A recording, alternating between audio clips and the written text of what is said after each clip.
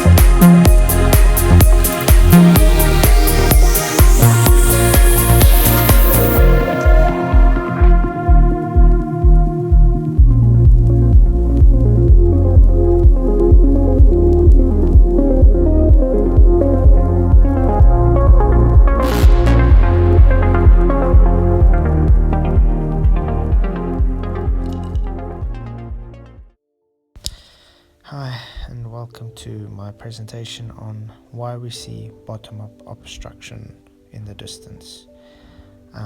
Looking at the video that was just displayed by Rakia Life, it shows it perfectly what I will be presenting in this presentation. Well, with further ado, we start with pixels for a reason. Let's get to it. Okay, the reason I'm starting with the pixels is because it's a good foundation of everything we're talking about, because let's face it, everything that's got to do with an image has got to do with a pixel. So if you have a basic understanding of a pixel, it will just make it clearer for you on a later stage what I'm trying to explain. Okay, so what you need to know is a pixel. It consists of a RGB scale.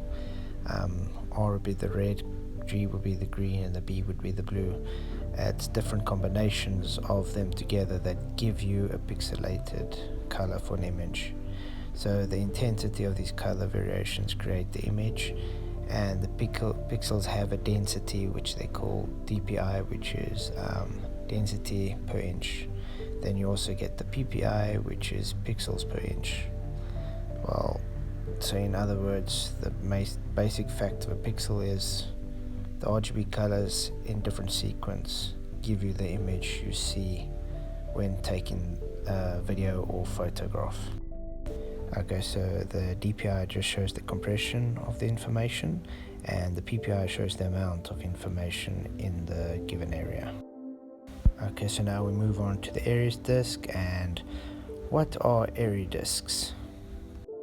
Okay, so the simplest way I could state it would be that the area disk is simply the interference light pattern for each object that is observed due to the angular information with light intensity. So every object you see has what they call the area disk. It's the light that has a pattern that bounces to your camera lens or to your eye. So if the area disk is far apart from each other, you'll be able to distinguish it. The closer they get together, the harder it is to distinguish. So if the two area disks coincide with each other with 50% over each other, where the 50% of the maxima is coinciding with 50% of the minima, you get an unresolved image. This would be called the diffraction limit and can be calculated with the Rayleigh criterion. Okay, this is just more of a 3D representation to show you an area disk. You can see those peaks. As soon as they have coincide too close to each other, it looks as one peak. It is no longer resolvable as two objects. It is now seen as one object. So if the angle of data is equal or greater to the angle of data 1 sub 1, then the Aries disk is no longer resolvable, and you would only see it as one object now instead of two. So if you think of it as a great angled object would be the most visible. Okay, yeah, I'm using the camera lenses with the f-stops to show you which aperture gives you the more diffraction and why this would happen. It's actually quite simple. The larger the aperture, that would mean the wider it's open, the diameter, the less light you have bouncing off of the blade of the aperture f-stops. So the smaller it is, the more light is hitting that blade, and thus it is diffusing more around and going off crazy, and thus when it hits your sensors, it hits it at an angle and you get more diffraction. Think of it as the same as a hose pipe. When you holding it closed at the end and you're opening the water, the hole is smaller, so the water is rushing through and it's spreading out everywhere. This is just explaining what I just said in the previous slide. The smaller the hole, the more diffraction. The larger the hole, less diffraction. Here it's just giving more of a pattern example to see how the light moves through the large or the small aperture. So the smaller the aperture, the light would cause be hitting the sensor at different angles, and the large aperture, the light comes in more parallel and has less of a light bouncing off of the aperture blade, so it's hitting it more evenly on the sensor itself. Okay, so now we can move on to the Rayleigh criterion. This is simply just to show the equation so you can work out the angle of resolution limit. How the Rayleigh criterion works is like I've been trying to explain to you with the area disk. It's simply you taking the sine of data sub 1, this is the first min in the area disk, and if it's equal to 1.22 times the wavelength of light divided by the diameter of the aperture, you get the resolution limit. And this is how you would work out what would be visible and not visible. Okay, so now we get to why I was trying to talk about pixels and area disk. We get to the resolution grid. So what I'm trying to explain is literally that when it comes to imagery, because your sensors and everything, you have a set grid with the pixels. You can only cram so much information into an area of resolution to be able to resolve something. So the DPI and the PPI are very important when associated with an Aries disk.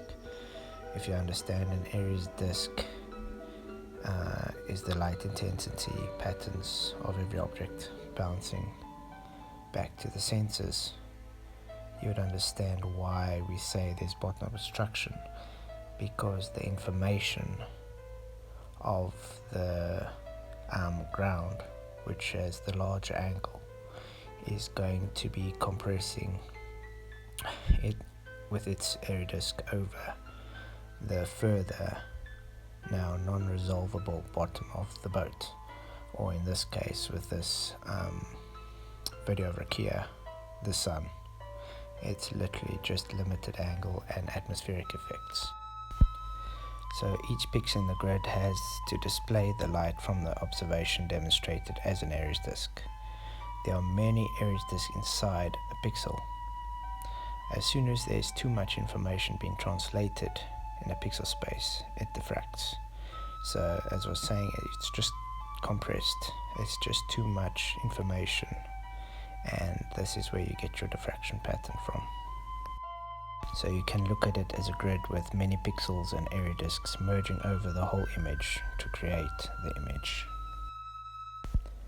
So yeah, we have a photo that's cropped, it's zoomed in.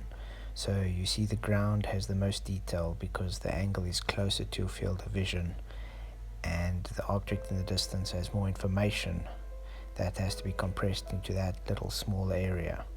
So the DPI is too great to resolve anything in the distance, and couple that with some atmospheric effects, you get what we see in this photo. So you're always going to get, with too far distances, you won't be able to really resolve what's going on. So in keeping with this, it keeps to perspective and with the pixelization. So the ground that is closer has the largest angle, and you'd be able to resolve more because you'd be able to have less DPI in that block of resolution. So when this happens, the information that is further away to the observer is compressed more into that smaller, further angle, which you have less resolvable information. So in other words, the closer, large angle of the ground, which is more resolvable, its Aries disk will compress over the further angle, and thus you see the ground as the dominant feature and appear to be blocking further objects away. Just showing the pixelization due to the DPI and the angle. And this is why we say it's the limited angle. Still just showing it keeps with perspective, as due to the apparent rise of the deck, which is the floor, when an object gets further in the distance, they have optical occultation of the deck. This creates the illusion of curve obstruction. Like I was explained before, because of perspective and how your eyesight works, the deck is rising and all the information is compressed into the further pixels. You get what we call occultation, which is the closer object of the floor is occulting the bottom of the ship at the furthest point. Just another way of explaining what I've been explaining throughout the presentation.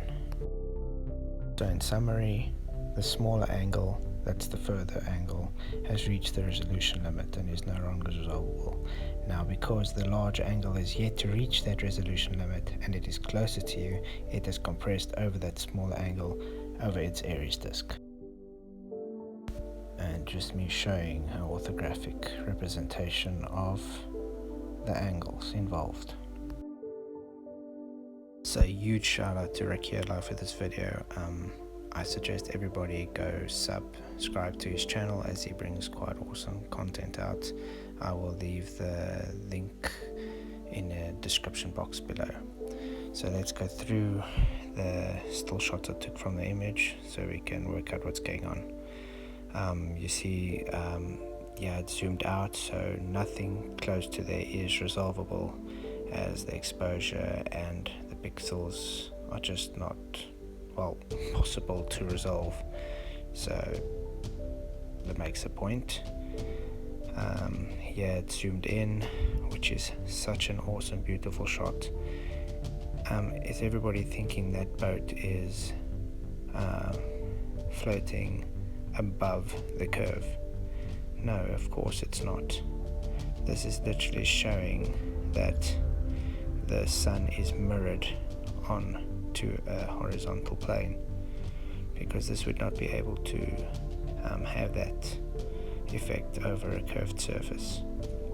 As this boat is coming further closer to us, you see it's going more over what you would call the apparent horizon. But if you look closely, you can see there where the horizon actually is. If you look at that pinch by the sun there, that line shows where the optical illusion is really taking place. As you see, the sun is just moving further into the distance, and thus the bottom part of the sun, and due to the atmospheric effects it's also while the ground is occulting above the sun, so it's not going behind a curve or behind a physical blockage.